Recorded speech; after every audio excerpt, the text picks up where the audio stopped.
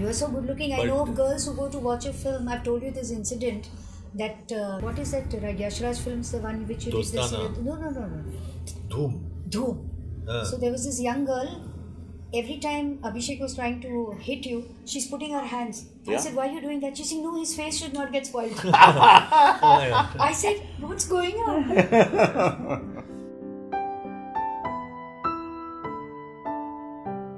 So I'm happy to meet John Abraham and Manoj Bajpayee on the eve of their film release. Congratulations, by the way, for winning the Best Actor Award at the Melbourne Festival. Thank you. How was the experience? It was great. It's one of a kind festival, and also the jury members were mostly foreigners, 95% of them. So 95% of the jury members didn't even know our names, didn't even know the body of work that each one of us has, all the nominees. And the jury members, after the award show, they were talking about each and every nuance of my performance. So, that was much more, satisfying. So they only know the characters that they watched? Yes. So which film they were showing? In English it's called In the Shadows. In Hindi we are releasing it here, Gali Guriyan. Okay. Which I consider my best performance. So, Wow. you may differ, I will disagree, but that's according to me, yeah. So John, it's always a pleasure to meet you because you are not one of those who is ever going out of your way to meet the media, and you are quite a lone ranger and you like doing things on your own and you are quiet. And you always told me that you hate these promotion circus, and this time I can see that you are a little aggressive, assertive, meeting people, chatting with them. So what's brought this change? Because I'm not the producer on this film. I think that you obey orders. Yeah, so I think as an actor you follow suit, and a producer has a certain perspective. Though I must, I'm sure even Manoj will second me on that. I think Nikhil Advani has been a fantastic producer on this film. Oh, yeah, it's been really good. Yeah, but outside of that, I think there are certain set templates that we follow in terms of promotion. So I did that. If I produce a film, probably I would probably not even do that.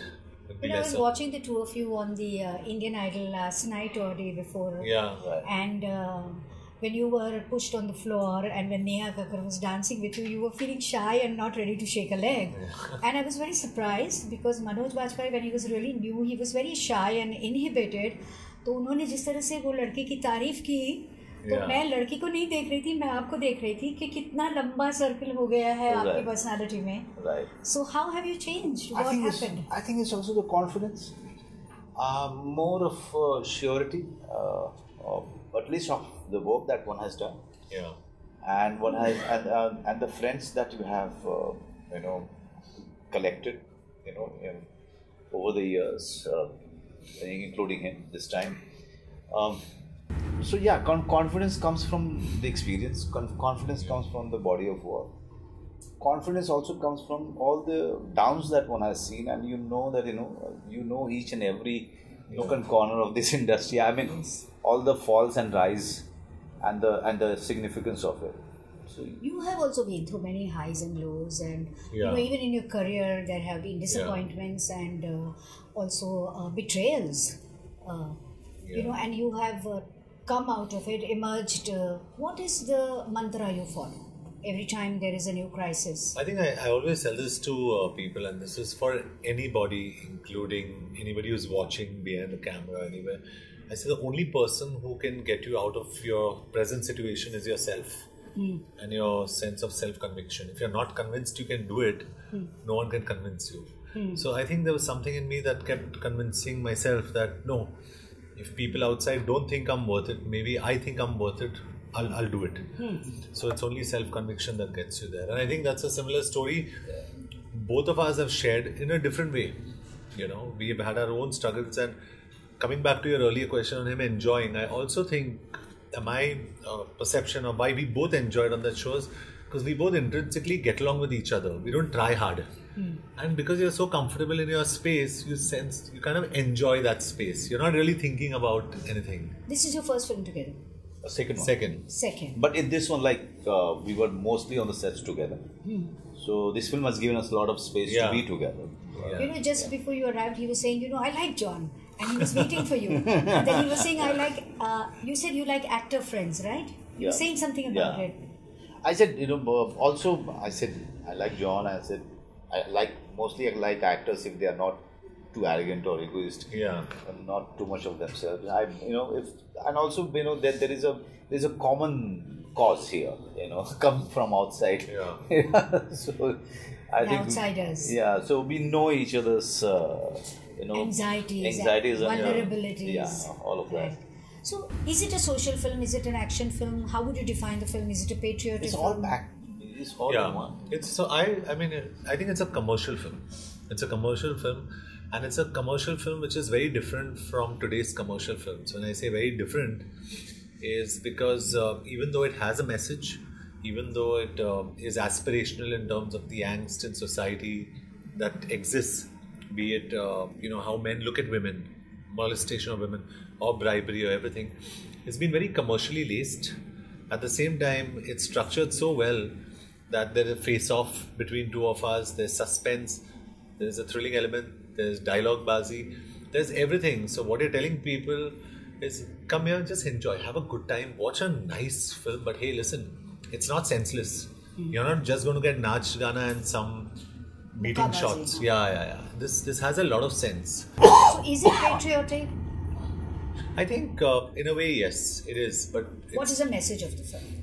That free yourself of this society has corruption in it. Okay. Very clearly. And the angst, like if a woman feels, sometimes most of the women who are watching the show would feel uncomfortable sometimes walking on the road because they feel men are disrobing them even without touching them, and they want to slap that man. Yes. I think in our film, one of the characters does that for you. If someone disrespects a woman, if someone is cheating, there is an honest person who makes sure that doesn't happen, or who voices that. So I think this film is very aspirational for a younger audience. This film is very aspirational for today's Janta, saying, listen, you want to see what's happening in India today, forget the past. Like for example, Parmanu was the past. Yes. You want to see what's happening. By the way, Parmanu was wonderful. Thank you. Wonderful. Thank you. I loved it. Thank you. So what's happening in India today, then watch Satyameva Jayate. This is your film. This is your answer to the way we want to deal with it. Do you feel every film changes you? Oh yes. Gulzar Saab said one thing for you, which was quite which kind of sums up everything about actors. That each and every film and the character, they leave some kind of bruises on your brain, on your mind, and without you even noticing it. So those bruises eventually make you turn you into a little different person, good or bad. Never, you don't know. Yeah. But yes, it definitely. I mean, to me, it has done. Some roles have improved me as a person, and how, like Aligarh's character. Obviously. It kind of filled me with so much of kindness. When I was preparing for the role, I felt that kindness. I felt that love, compassion that I've never felt before. Yeah. And some films, they force you to touch the dark side inside you, which is so uncomfortable. But in the end, you come out evolved, enriched. And this film Gali Guliyan has done that to me. So I mean, I really feel that each and every film experience, and each and every character, it changes you in evolution of the person that you are. You feel the same? Yeah, I take away something from every film. I think we are lucky as actors because you're one of the blessed few to live a different life every 6 months. Yes. So, your life. My Shavana puts it very differently. She says that I am blessed to be living with so many different men. Oh, that's fantastic. That's very good. But there's something about you, Manoj. Always your co-stars, you have a great equation on the sets. Whether it was Aks and Mr. Bachchan, or it is Tabu, or now John. So what is really the spice, or what is it that you have to be good to work with each other comfortably? I think in my case, it's I say this in all humility. It's more like a student working with someone who knows his craft so well. So with him, you're getting an opportunity, you're getting the honor of working with him. The best thing you can do is learn. At the same time, the advantage of working with Manoj also is that he's a nice human being. He's easy. So it made it easier. And when what happens is when his performance is here and you're feeding off him, you come here. You know what I'm saying? So yes, I think the advantage. So there are a lot of advantages of working with him. But saying all that, like I must give credit to our heroine Aisha, who puts it rightly. Yeah. She says he's a man who understands his craft but does not take himself very seriously. And I think that's his biggest advantage. So working with him became very easy, a lot of fun. I used to fire the gun from his shoulder because everybody like used to be scared of him. Acha. हाँ, like अरे Manoj Bajpayee set पे. So I used to like if I'm sleepy in the night. तो आपको एकदम star बना दिया. No, when I'm sleepy in the night now, how do I tell Milap is more like my buddy. So I said, Milap, I'm sleepy. He's like, hey, bro, read the script. No, it's a night shoot only. Now no one's listening to me. So I'd go and tell him. I say, yeah, very sleepy. I'm not feeling well. Aren't you tired and all? He'd be like, yeah, I'm tired. And slowly I'd send him on to. कितना smart है. बहुत अभी आपको इनकी तारीफ करनी पड़ेगी इतनी ज़्यादा. नहीं, तारीफ करनी पड़ेगी. मतलब मेरे पास में एक तो क्या है कि चलिए यहाँ पे तारीफ कर दूँ और जब मैं अपनी बीवी से बात करूँ तो बुराई करूँ, ऐसा बिल्कुल नहीं है. If you ask Shabana also, she will definitely tell you how much I talk about him.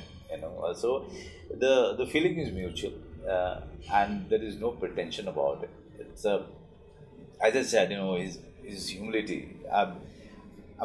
मैं जॉन को कह रहा था कि यार इस फिल्म में ना तुम्हारे ऊपर हम लोग we all of us are riding on your shoulder, you know, because I have done my research about him and I've realized that John Abraham's, you know, failure ratio is not even 10%.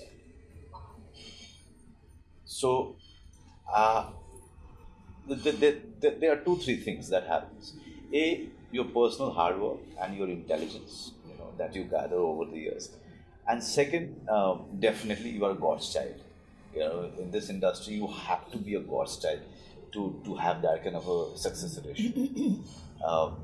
And in both the cases, I'm in safe hand if I'm doing this film. So tell me now something about the film. Like, which was your good scene, difficult scene, bad scene?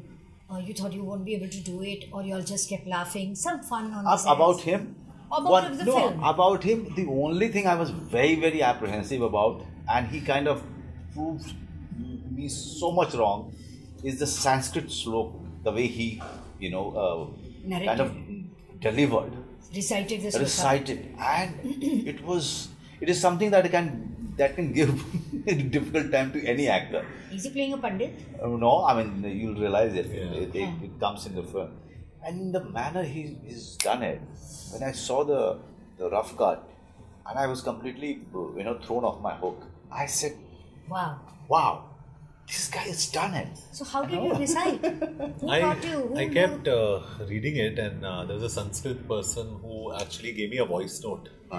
तो उसको पढ़ के सुन के, the hard work. You know, I kept doing it. So when I went for the actual shot, I don't know whether you know this, when we shot on top of the building, because Milap is a little overweight. He's about 75 kilos overweight. He couldn't climb up he is scared of heights. Panting. So I was up there alone with the cameraman. But luckily I was completely prepared. तो cameraman को मैंने बोला कि 18 का lens है, अभी 50 का लगा दो, अभी 100 का लगा दो, यहाँ से यहाँ shoot half an hour we came down. So you're ready to be a director now? No, not yet. Far from it. No, but you know, he's done it. I was completely surprised, shocked.